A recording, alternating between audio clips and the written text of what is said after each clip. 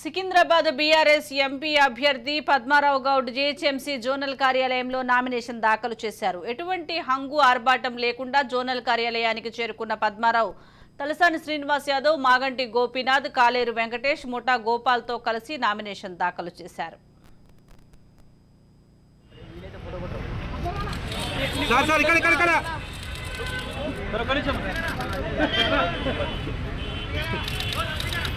మాగంటి గారు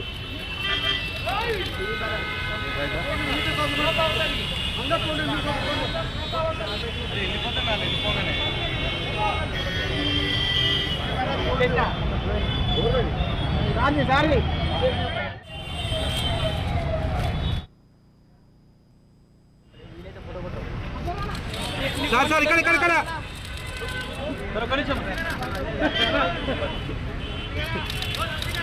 సార్ మాగంటి గారు